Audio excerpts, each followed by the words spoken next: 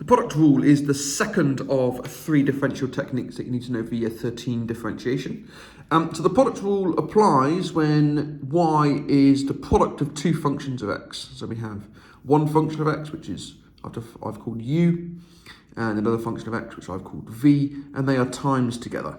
Okay, which makes sense because product is a mathematical word for times. Now what I'm going to do is just derive a little bit as to where this rule comes from, but you don't need to know the derivation. You just need to know the rule and apply it. So what I'm going to do is I'm going to say that y equals u times v. Okay, but u, v, and y, they're all functions of x. Okay. Now what I'm going to do to this is I'm going to move a little bit in the x direction. Now that will become u of x plus delta x. But if I move a little bit in the x direction, then I've moved a little bit in the y direction. If you imagine plotting u against x, then if I move in the x direction, I'm going to move in the y direction, the u direction a little bit. And then the same thing is going to happen here. And I'm going to define these little movements as delta times that letter. So I'm going to say y plus delta y is equal to u plus delta u times v plus delta v.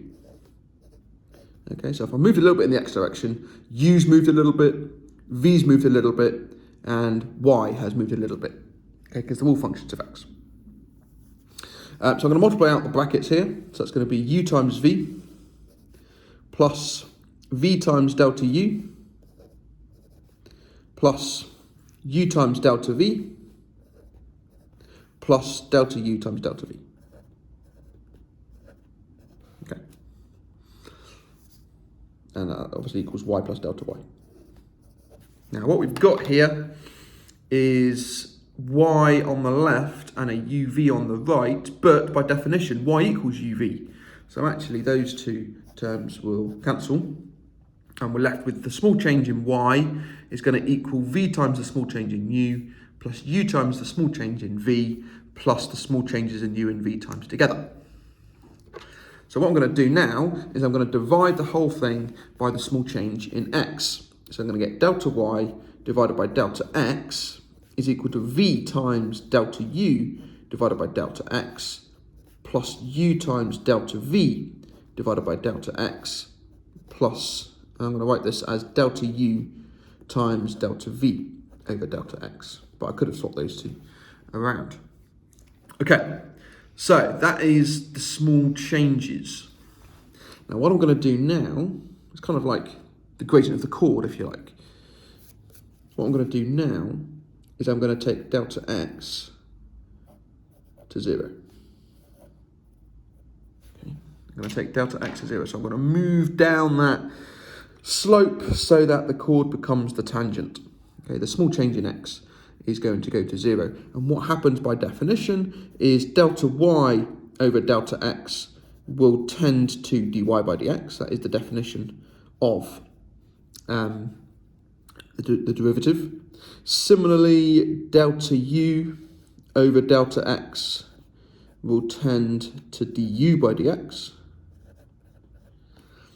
Delta v over delta x will tend to dv by dx. And also I've got a delta u just by itself here. Well, that's going to tend to 0. Okay. Also delta v would tend to 0 itself. Okay, so I can now use those definitions in this line here. So the delta y over delta x will become dy by dx. That's going to equal v times, and this will become du by dx, plus u times, and this one will become dv by dx, and this will become 0 times the derivative. Or if I had the delta x over the delta u, then it would be the derivative times 0. But either way, the top tends to 0 quadratically and the bottom tends to 0 linearly, so the top dominates. So this term here will disappear. And that's it. That is the product rule. Now you don't need to know the derivation, but you do need to know and use what I am boxing. Okay, this is the important bit here. Okay, so if y is the product of two functions of x, then its derivative is one of the functions times the other derivative plus the other function times the first derivative. Okay. That's it. You quite often hear me saying this times the differential of that plus that times the differential of this. Okay. And that's just something that sticks in my head to help me remember what I'm doing. So again, let's have a look at some examples and see this at work. It helps to write these down. So in this case, we've got e to the 2x times sine of 5x. So we can see the product here. So it doesn't matter what you call u and v, it's symmetrical. So I'm going to say u is e to the 2x. So u equals e to the 2x, which means u primed, or du by dx, is 2e to the 2x. Okay, so check out my previous videos to see how that differentiates to this. And v is going to be sine of 5x, which means v prime, the derivative of v with respect to x, is 5 times the cosine of 5x. Okay. We can see that then that y is the product of u and v. Okay, so it fits the definition for the product rule. We've differentiated u, we've differentiated v, and now we plug it into the product rule formula, which is y primed equals uv primed plus vu primed. Therefore, y primed, or dy by dx if you like, is equal to, and some students would put a little cross in there to remind them that they need to do that times that plus that times that. So you kind of, you're doing some product of the opposite corners. So I'm going to say 5e to the 2x times the cosine of 5x, that's uv dashed, plus 2e to the 2x times sine of 5x, that is vu dashed. That's the answer. That is the differential. Example 2. U equals, well in this case we've got an x squared times a log of 4x. Okay, an x squared times a log of 4x. So one of them is going to be the x squared and the other one is going to be the log of 4x. Again, doesn't matter which way around you put them because it's symmetrical. Okay, the quotient one, which we'll do in the next video, is not symmetrical, so just be careful. U primed is 2x and v primed is 1 over x. Be careful because that 4 will disappear. Okay, check out the previous video explaining why that happens. And now we just do this sum product cross multiplying. So therefore y primed, well, I'm going to write the full dy by dx this time, is x squared times 1 over x, which is just x. And then we've got 2x times that, plus 2x times the natural log of 4x. That's the answer. We could factorise out the x, but I'm just going to leave it alone. Okay, example 3. All right, this one's going to be a product, but it's also going to require a chain, and that's not uncommon. Okay, that's not uncommon. So again, it's a product, we've got x times the square root of x plus 1. So I'm going to say u is equal to x, which means u primed is equal to 1. V is equal to the square root of x plus 1. So to get v primed, we are going to need to carry out a chain up here. So I'm going to say v is equal to the square root of w, which means dv by dw is a half w to the minus a half. Okay, that's using year 12 differential techniques. Okay, don't forget the square root is to the power of a half. But w was x plus 1, which means dw by dx is 1. And by the chain rule from the previous video, dv by dx is equal to dv by dw times dw by dx.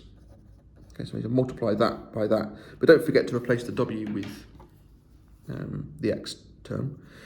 So 1 times this, so that's just going to be a half times x plus 1 to the minus a half. Okay. So I had to do a little chain to get from there to there. But now we've got all 4 of these, we can now apply our product rule formula, which is the sum product of these 4. So we're going to end up then with y primed is going to be x times this thing, and I'm going to put this as a fraction. So it's going to be 2 times the square root of x plus 1 all under x. Okay, so that's that times the that's u times the differential of v. And then I'm going to do v times the differential of u, so that's just plus the square root of x plus 1. That's the answer. Okay, so this differentiates to that. Okay, example number 4. Okay, again, we've got a little chain. I think it's changed a little bit easier than the previous one. So we're going to have u is equal to, and the 4 can go with either u or v. Doesn't actually matter now. It can go with the e to the minus x, or it can go with a sign, or you can just leave it alone. It'll just come out as a multiplicative constant. I'm going to put it in with the e. Okay. So to differentiate u, we need to multiply by the coefficient of x. Okay, look at my introduction video as to how to differentiate e to the kx. So that's going to come out as a multiplier, so it's minus 4 e to the minus x. V is going to equal sine of pi minus x. And we need to calculate v prime. You could use a trig actually to rearrange that into another trig function. Or you could even use a compound angle formula. So u is going to be pi minus x. Oh, no, sorry, not u. U's been taken. W is going to be pi minus x. And v is going to be sine of w. Okay, so I'm differentiating this thing. So dv by dw, and I do recommend writing what it's differential with respect to. Don't just write a prime. My particular habit is I only do a prime if it's a differential with respect to x. Okay, that way it's nice and clear as to what I'm differentiating with respect to. So that's going to be the cosine of w. And dw by dx, well, pi is just a number, so that disappears. And the minus x differentiates to minus 1. So therefore, dv by dx is going to be the product of dv by dw and dw by dx. So that's minus cos of w. But w is pi minus x. So it's going to be minus the cosine of pi minus x. Okay. So now that I've got my 4 pieces, I can again apply the sum product to those 4, and I'm going to get that y primed, or dy by dx, is equal to, they're both going to be negative, so it's going to be minus 4e to the minus x times the cosine of pi minus x minus 4e to the minus x times the sine of pi minus x. That's it. 2 more examples to go. Sine squared of 2x. Now you could use the chain rule for this one. You could say u is sine of 2x and then y is u squared. But I'm going to use the product rule. I'm going to say that u is equal to sine of 2x, which means u primed is going to be 2 times the cosine of 2x. And v is also sine of 2x, which means v primed is 2 times the cosine of 2x as well. So when I do the sum product, actually I'm just getting 2 of the same thing. I'll end up with dy by dx is equal to sine 2x times cos 2x times 2 plus sine 2x times cos 2x times 2. So that is 4 sine 2x cos 2x. That's the answer. Just to show you it with the chain rule, I'm going to say u is equal to sine of 2x. So I end up with du by dx is equal to 2 times the cosine of 2x. But I also get that y is u squared, because it's sine of 2x all squared. So therefore dy by du equals 2u. And by the chain rule, y primed is the product of those, which is 4u times the cosine of 2x. But u is sine of 2x, so that's 4 times sine of 2x times cos of 2x. which is exactly the same answer we got from the product rule. So sometimes you can apply either rule, and you'll never be asked a particular rule to apply. It would just be, you need to differentiate it, and you can choose whichever rule you prefer. Most questions you have to use a particular rule, but some you can use multiple rules. Okay, and my final example, number 6. We've got this one, so we've got a couple of chains going on here as well, so quite a big question. I'm going to say u is equal to 3 times the cosine of x squared, and I'm going to say v is x squared minus 1 to the 4. And both of these are going to require a chain rule. Once you get really good at differentiation, then you can actually just write down u primed. I can do that looking at this, but I'm going to break it down for the video. So I'm going to say that this is, I'm going to run out of letters, u, v, w, can't use x, I'm going to use w and z. So I'm going to say u is equal to 3 times the cosine of w. This is my chain over here to find u primed. So du by dw is going to be minus 3 times sine of w. Okay, cos differentiates to minus sine, just be careful with that. W was the contents of the cosine, which is x squared. So dw by dx is 2x. Differentiate that. And we can combine those two to give u primed is the product of du by dw and dw by dx, which is going to be minus 6x times the sine of w. Okay, it's the product of du by dw and dw by dx. Gives me that. Obviously, I don't want to put a w in here. I want it as a function of x. So I'm just going to replace the w with the x squared to give me minus 6x times the sine of x squared. Okay, there's u primed. All right, do the same thing over here with my v. I'm going to say that v is going to be z to the power 4, and I'm using z because I've run out of letters. So dv by dz is 4z cubed, where z was x squared minus 1. Okay, that's the contents here, z to the power 4. And then dz by dx, again using year 12 differential, is just 2x. And then using the chain rule, dv by dx, which is what I'm trying to find, is the product of dv by dz and dz by dx. So I end up with 8x z cubed. So 8x z cubed. And again, I'm not going to put z up here. I'm going to put x back in there. So v primed is 8x times x squared minus 1 cubed. So 8x times x squared minus 1 cubed. There we go. So I've now got my 4 elements I need for my product rule after having completed 2 chains. And now I can apply the sum product across the diagonals to give me y primed, which I'm going to write right at the bottom of the page down here. So I'm going to say dy by dx